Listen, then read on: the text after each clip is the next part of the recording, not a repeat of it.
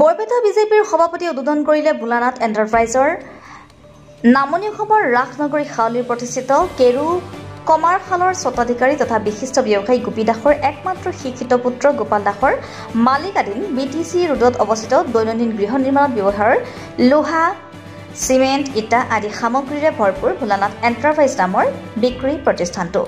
এই প্ৰতিষ্ঠানটো ফিতা কাটি আজি শুভ উদ্বোধন কৰে বৰপেটা জিলা বিজেপিৰ সভাপতি মহেন্দ্ৰ দাসে। উক্ত উদ্বোধনী অনুষ্ঠানত খাউলী পৌৰসভাৰ সভানেত্ৰী অঞ্জলি দাস চৌধুৰীৰ লগতে অন্যান্য গণ্য মান্য লোক BTC ৰোডৰ ব্যৱসায়ীসকলো উপস্থিত থাকে। News desk Arunodoi Assam.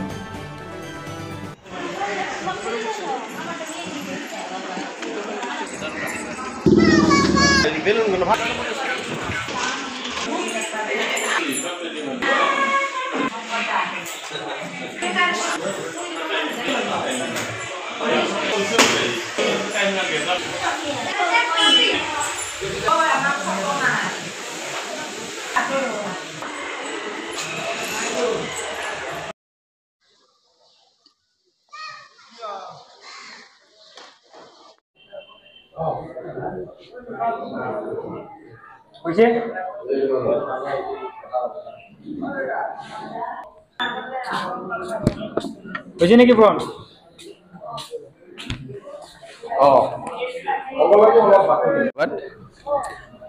মানে বৰ্তমান যেহেতু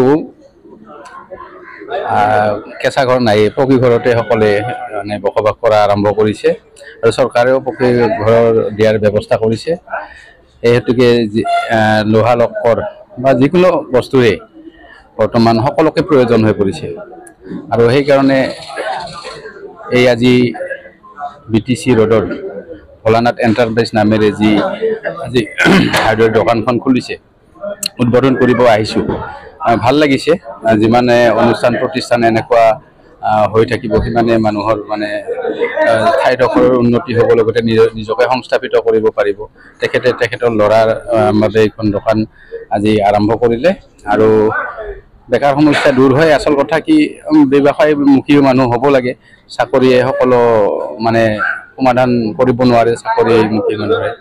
সেইকাৰণে ব্যৱসায় বাণিজ্য বা যিকোনো ক্ষেত্ৰতে স্বাৱলম্বী হোৱাৰ প্ৰচেষ্টা হাতত লৈছে আৰু ৰাইজেও নিশ্চয় আদৰি ল'ব, কাৰণ এইখন বিৰাট ব্যস্ততাপূৰ্ণ বজাৰ আৰু হাউলী বজাৰ বৰ্তমান পূৰ্বতকৈ বহু গুণে ওপৰত আহিছে আৰু ইয়াত মানুহৰো এটা মানে সদায় এটা বিচাৰ আছে যে আমি বস্তুখিনি আমি যিহেতু লোকেলত দোকান কৈখান অনুষ্ঠান প্ৰতিষ্ঠান জীয়াই ৰাখিব লাগিব। সেইকাৰণে আমি এই অঞ্চলত পোৱা বস্তুখিনি এই অঞ্চলতে কিনিম। হাউলীৰ মানুহৰ এনেকুৱা এটা মনোভাৱ আছে কাৰণে হাউলীখন আচলতে উন্নতি হ'ব পাৰিছে। সেইকাৰণে মই শুভেচ্ছা জনাইছোঁ ইয়াৰ স্বত্বাধিকাৰীক, ভোলানাথ এণ্টাৰপ্ৰাইজৰ স্বত্বাধিকাৰীক, আৰু ভালেই লাগিছে। মানুহখিনিকো মাতিছে, সকলোৱে আদৰি ল'ব বুলি আশা ৰাখিছোঁ। উপস্থিত হৈ হাউলী BTC ৰোড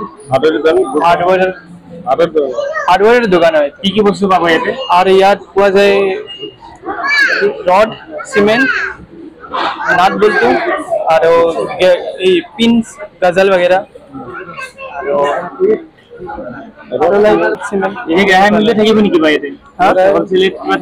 হোলসেল ইথান লগি কৰা নাই, মানে লগি কৰিব পাৰো মানে আৰ বিক্ৰি কৰিম এই বস্তু কেইটাই।